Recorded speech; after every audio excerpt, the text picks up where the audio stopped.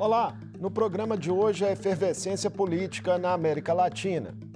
O predomínio das forças de direita na Argentina, os assassinatos que agitaram a sucessão equatoriana, a linha dura na segurança pública em El Salvador e os consensos e divergências explicitados na cúpula da Amazônia. O que sinalizam esses movimentos na cena continental e os impactos para o Brasil? Eu converso com o cientista político e doutor em Relações Internacionais, Oswaldo Deon. Deon, prazer recebê-lo mais uma vez aqui no Mundo Político. Prazer meu, Marco. Deon, vamos começar pela vizinha Argentina. O país vai às urnas em outubro para escolher um novo presidente em meio a uma grave crise econômica. E nas prévias encerradas, saltou aos olhos o desempenho de Javier Milei, um personagem sem paralelo na história política portenha, né? Dominada pelo peronismo e pelas forças que lhe opõem, que nos últimos anos tinham como principal face o chamado macrismo. Quem é, afinal, esse proeminente ator político, Milei, e o que explica a sua ascensão? Marco, o liberalismo não é recente na Argentina, a despeito de toda a relevância do peronismo e do kirchnerismo, né? Mas o liberalismo já fez vários presidentes. É importante dizer de que a agenda de construção de alternativas de livre comércio tiveram, né, ou teve, né, ao longo do tempo a Argentina como uma forte defensora, né, a despeito de toda a sua tradição de uma política externa mais fechada, de contraposição aos interesses americanos e eventualmente brasileiros na região. Não é nenhuma novidade o liberalismo argentino. Esse ultraliberalismo, sim, é uma novidade. Ele aparece em outras regiões, apareceu no Equador, por exemplo, nas eleições de Guilherme Lasso. Lasso é um ex-banqueiro, alguém que teve uma carreira nos Estados Unidos, alguém que estudou nos Estados Unidos, o que é bastante comum, inclusive no caso do Equador, não é? Presidentes que estudaram nos Estados Unidos. E nós já tivemos também aqui no Brasil. Aqui no Brasil há uma importante presença de ultraliberais aqui no estado de Minas Gerais, em outros estados da federação, e há uma relevância do ponto de vista da relação entre o conservadorismo e o liberalismo econômico. Então Milei, ele vem com ideias que são oriundas, por exemplo, de grandes think tanks americanos, think tanks que têm representação aqui no Brasil e outros países de nossa região. Esse típico comportamento ultraliberal já era sentido na América Central, por exemplo. Mas nós não tínhamos ainda, né, tendo em vista as forças mais nacionalistas e forças também sociais-democratas que operavam aqui na região. Na crônica política, Milei vem sendo rotulado de formas diferentes, né, Deon? Ora como de extrema-direita, ora como anarcocapitalista, libertário, ultraliberal, que foi uma expressão que você usou. Na sua leitura, qual que é a melhor definição de todos esses nomes já colocados? Eu acho que Milei é mais um anarcocapitalista. Eu acho que ele é alguém que vem, né, com ideias, por exemplo, ligadas ao período de transição nos Estados Unidos. Ao final do século XIX, a exuberância econômica dos Estados Unidos tinha como expressão o enriquecimento de muitos barões naquele período nesse país do norte dessa região, mas ao mesmo tempo muitas dificuldades sociais e econômicas. Havia muitas dificuldades, não só do ponto de vista do comportamento dos mais ricos nos Estados Unidos nesse período, como também, não é, um conflito em relação àquilo que hoje pode ser chamado de regulação. Naquele período, os multimilionários americanos não queriam ser regulados pelo Estado. Isso acabou, em especial, com os governos, né, que no final do século XIX, início do século XX, e que tem, né, vários, né, ex-presidentes da República dos Estados Unidos, né, mas em especial Roosevelt, que foi um presidente que soube, naquele período, regular o capitalismo dos Estados Unidos. Então, Rothbard, que é um expoente desse período, e outros economistas tinham uma visão de que a liberdade individual não poderia se chocar com nenhuma regulação do Estado. Então, em vários momentos, nas entrevistas que Milei deu, ele se aproxima mais do anarcocapitalismo. Por exemplo, ele não tem nenhum tipo de limitação ideológica ao se aproximar disso, o que não é o caso, por exemplo, dos brasileiros, né, ultraliberais. Então, nesse caso, ele é mais ligado a esse tipo de visão. Como é que você vê a ressonância, né, desse tipo de discurso em um país que está em profunda crise, né, com muitas pessoas desalentadas, há muito tempo sem emprego, tendo dificuldades subsistência?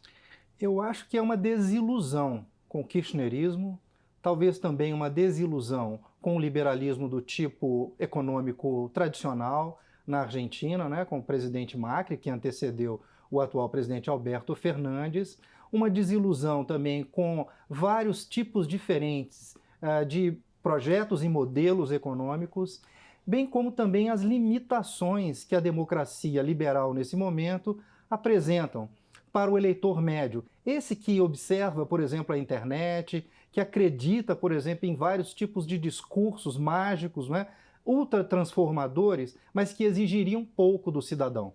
Então, nesse caso, é uma espécie de dificuldades intensas que nós estamos vivendo, não só na Argentina, Pode ter um no sistema componente político. de voto de protesto? Pode ser sim, pode ser um voto de protesto em relação ao establishment.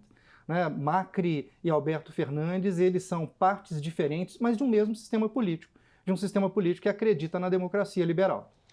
Ainda sobre Milei, né? Ele já questionou sem provas resultados de votações, prega contra o comunismo, defende um liberalismo radical na economia, a liberalização das drogas, casamento entre pessoas do mesmo sexo, e é contra o aborto.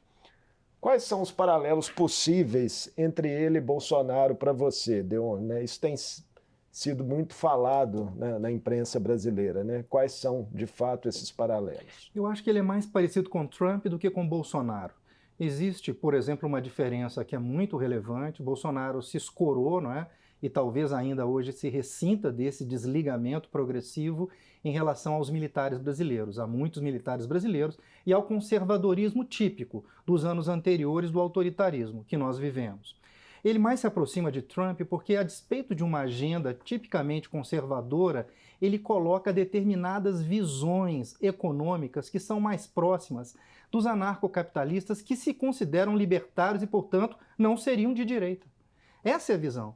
A visão anarcocapitalista não se sente de direita, ao contrário, combate a direita, e é importante dizer de que Trump, não é, combateu o Partido Republicano não só para poder se tornar candidato, mas nesse momento todo o establishment do Partido Republicano foi combatido por ele, né, todos aqueles que arriscaram uma candidatura nas prévias anteriores e nessas prévias, né, estão sendo abatidos por Trump.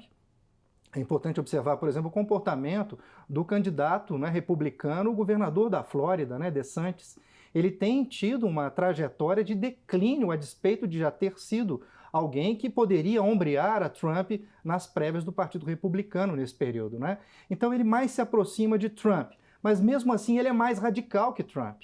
Ele tem uma visão de que, por exemplo, Trump não tem, não é? Que é contra o próprio sistema monetário, né? Alguém que tem uma visão emancipatória, de distanciamento, tanto da China quanto também no caso do Brasil, seus dois principais parceiros comerciais e de investimentos. E como você vê as chances efetivas dele consolidar uma vitória? Nós já vimos em outros períodos da história de que aqueles que vencem as prévias não necessariamente vencem os dois turnos das eleições da Argentina. Mas, nesse período, o que a gente pôde observar é de que existe a direita tradicional, a Argentina com por volta de 27%, 28%, não é? O kirchnerismo, não é? E o peronismo também muito próximos disso, e essa nova força, não é? Essa força de Milei. Então nós temos aí, claro, uma vantagem para a centro-direita e a direita, mas ao mesmo tempo é necessário observar o andamento para poder saber qual será a repercussão dessas ideias tão exóticas no eleitorado médio da Argentina. Uma eventual derrota, né, do grupo peronista representado no pleito por Sérgio Massa, ex-ministro da Economia, traria danos em que medida, Deon, para os planos da política externa do governo brasileiro? E a gente sabe da proximidade do peronismo com Lula, com o PT.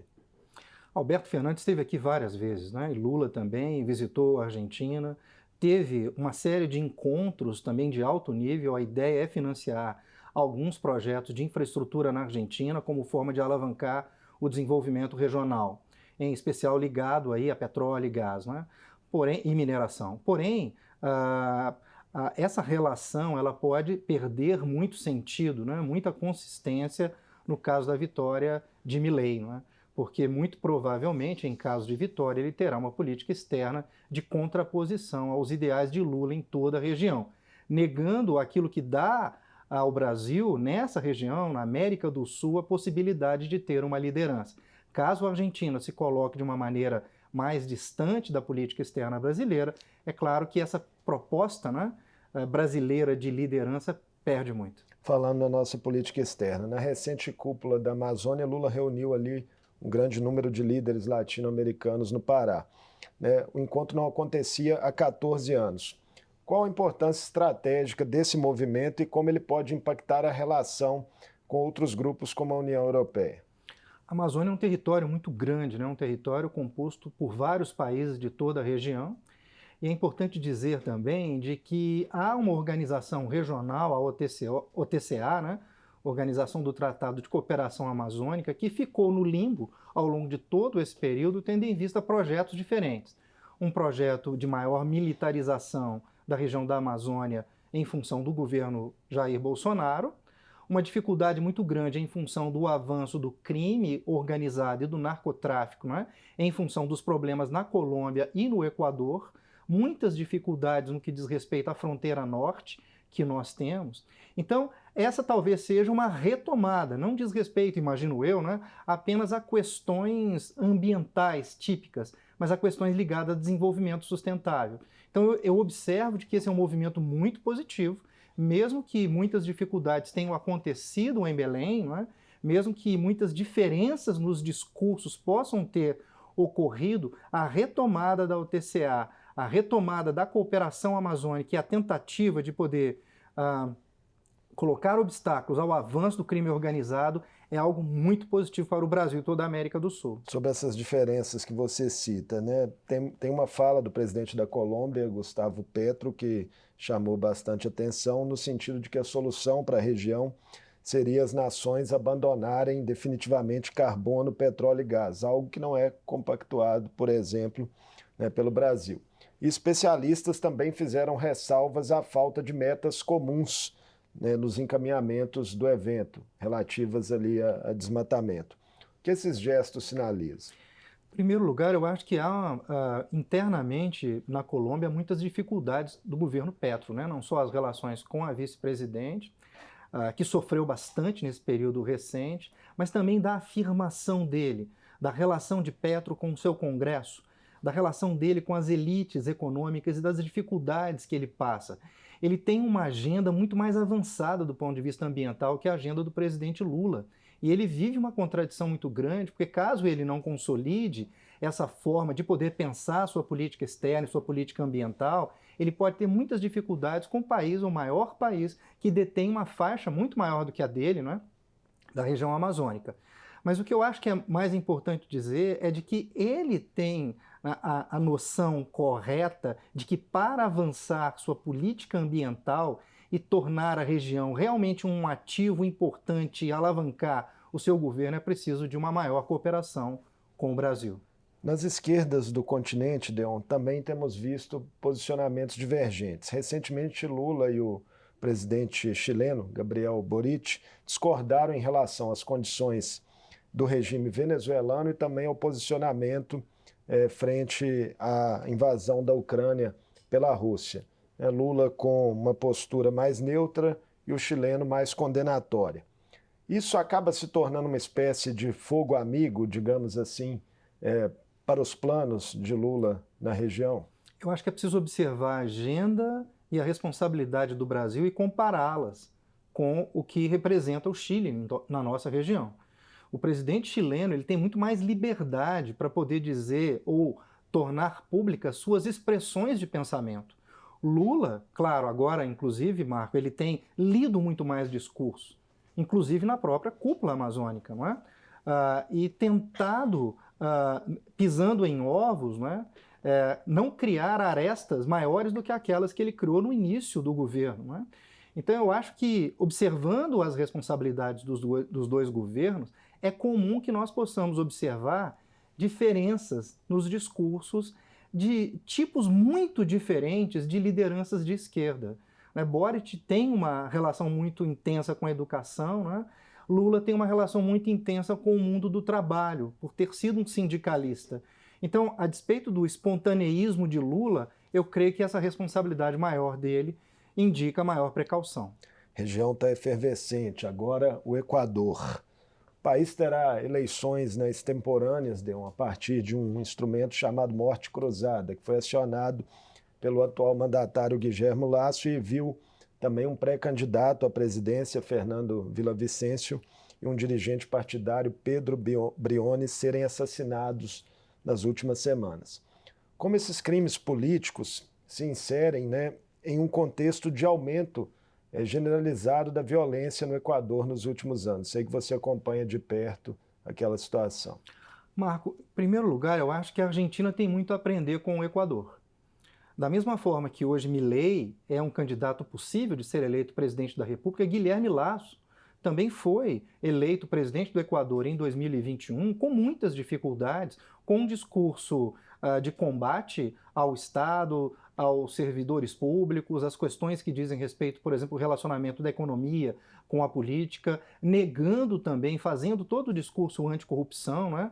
Tentando criar ali uma visão quase que empresarial, privada, de gestão pública de Estado, mas elegeu 12 deputados na Assembleia Equatoriana. Então ele foi, ao longo do tempo, perdendo progressivamente poder político na Assembleia Unicameral. Isso fez dele alguém que era muito visto pela política nacional como uma presa fácil aos humores, né, de certos segmentos, tanto da direita como da esquerda equatoriana, que viam em Lasso alguém que não era crível para poder levar adiante as agendas necessárias para o desenvolvimento, né, e para a saída da crise. O Equador vive uma crise econômica muito séria, uma dificuldade imensa do ponto de vista de resolver o problema com hidrocarbonetos, bem como também com sua dívida externa, não é? Então, nesse caso, Guilherme fez uma tentativa, que é uma tentativa constitucional, a Muerte Cruzada, né? Que é uma forma de poder marcar eleições extemporâneas, como você mesmo disse, mas ao mesmo tempo cessar as hostilidades da Assembleia Nacional. Isso fez com que as eleições fossem marcadas agora, né, para o dia 20, e isso vai fazer uma mudança muito grande. A morte de Villavicencio muda, talvez, o cenário, nós não sabemos, nem saberemos até as eleições quais serão os impactos disso, porque as pesquisas elas foram fechadas no dia 10, então do dia 10 para frente não há mais pesquisas eleitorais no Equador, mas é muito provável que as candidaturas que colocam o combate ao crime organizado, que colocam a segurança pública e o combate ao narcotráfico como aqueles que poderão vir a ser os principais beneficiários. É claro que havia uma expectativa, e ainda há, de que a candidata correísta Luísa Gonçalves chegue em primeiro lugar no primeiro turno. Pode ser que ela vença com 40%, desde que haja uma distância de 10% em relação ao segundo colocado. A ideia, imagino eu, é mudar o cenário nas eleições. Isso diz muito acerca daquilo que tem a ver com a morte, com o assassinato do jornalista Villavicencio, que talvez fosse esse nome, que talvez pudesse chegar, ele estava numa posição relativamente boa para poder desafiar a candidata Luísa Gonçalves, que é do correísmo, ligada ao antigo presidente Rafael Correa, que está exilado na Bélgica. Alguns números, né, sobre o efeito do narcotráfico, de acordo com dados compilados aí pela organização Insight Crime, um centro de estudos dedicado a acompanhar criminalidade e segurança pública nas Américas, o Equador saltou de uma taxa de 7,7 homicídios por 100 mil habitantes em 2020 para 25,9 em 2022. É a quarta maior taxa da região, né, da América Latina. O que isso indica? O Equador é um corredor de transição para drogas, né, colombianas e peruanas, né? Então o Equador tem dois portos importantes, Guayaquil e Manta, manda todas essas mercadorias ligadas ao tráfico de drogas para os Estados Unidos, tem também a possibilidade de passar pelo Canal do Panamá, chegando até o Golfo do México. Então tem uma posição estratégica importante para esses cartéis. Não por acaso, o cartel de Sinaloa, né, que é um cartel mexicano, né, porque os mexicanos, no caso, né, narcotraficantes mexicanos, controlam o mercado de drogas nos Estados Unidos. Por isso, toda a relevância, né, de toda essa movimentação em função do assassinato de Villavicencio. Esses cartéis elevaram enormemente as mortes no Equador e têm aumentado também as pressões sobre não só a América Central, mas em especial nesse momento os nossos riscos é de que aumentem enormemente para a América do Sul. Esse assassinato do presidenciável equatoriano desencadeou também uma onda de manifestações de políticos brasileiros, né, de diferentes linhas ideológicas, mas com mais ênfase a gente observou em representantes de forças de direita. Uma das principais bandeiras do candidato equatoriano era a anticorrupção, mas ele também já havia feito críticas públicas, né, até recentes em suas redes, em diferentes momentos, a Lula e a Bolsonaro. O que movem essas reações no Brasil? Na sua avaliação, a gente viu ali, principalmente, políticos de direita, bolsonaristas, né, tentando surfar na onda. Eu acompanho redes, né, regionais, não só de cientistas políticos, internacionalistas, mas também de pessoas ligadas às Forças Armadas da região, bem como também vários tipos de políticos, né?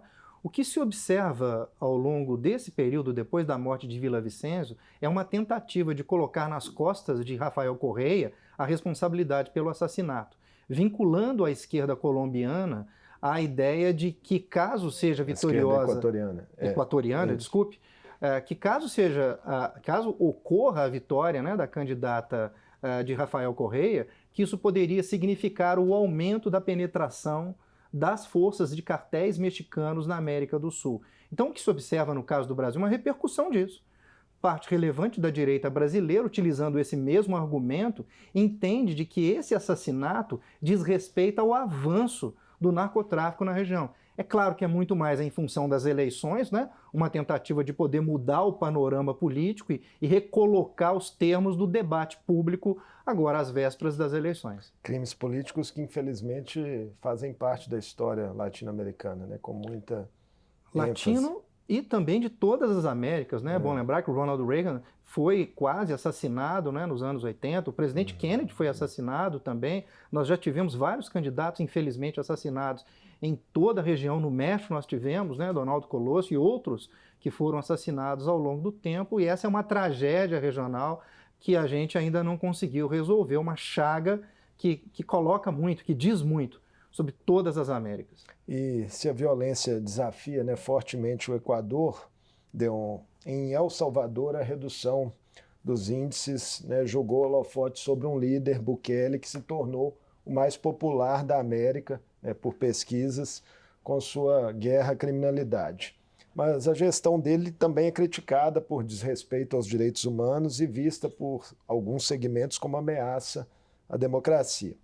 Como essa política, né, de caráter punitivista pode impactar o populismo, né, em outros países da América Latina?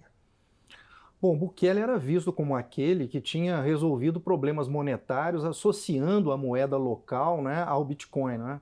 Hoje, em função dos problemas com o Bitcoin como moeda, isso perdeu aderência tanto no Brasil como em todos os países de nossa região. O punitivismo, ou encarceramento em massa, que é a política de segurança de Bukele, chama atenção, em especial da direita latino-americana, não é? No Equador, tenho acompanhado as eleições equatorianas, né, vários candidatos se colocam ligados às ideias de Bukele. A despeito de que o país dele é um país bastante pequeno em relação aos demais países, né, das Américas, e um país com menos problemas do ponto de vista, como é que eu diria, do ponto de vista dos desafios que ele tem, não é, a um país bem menor. Por exemplo, no Equador, ou na Colômbia, ou no Peru, vários candidatos e várias propostas se assemelham a Bukele, como se ele fosse resolver todos os problemas com esse superencarceramento. Não só questões ligadas a direitos humanos, mas problemas com a democracia. Problemas que dizem respeito a direitos individuais. Muito chama atenção. Parte da direita liberal na região ter em Bukele alguma forma, né, de proximidade, seriam esses, de exemplo, direitos, né, individuais? De direitos individuais por exemplo, que são necessários de serem preservados. As questões que dizem respeito, por exemplo, à questão do processo legal, a questão, por exemplo, de todas as garantias formais para que ninguém seja encarcerado antes de ser julgado definitivamente por um juiz, como é o caso lá de El Salvador. E esse tipo de situação a gente pôde observar, por exemplo, aqui também no Brasil, né?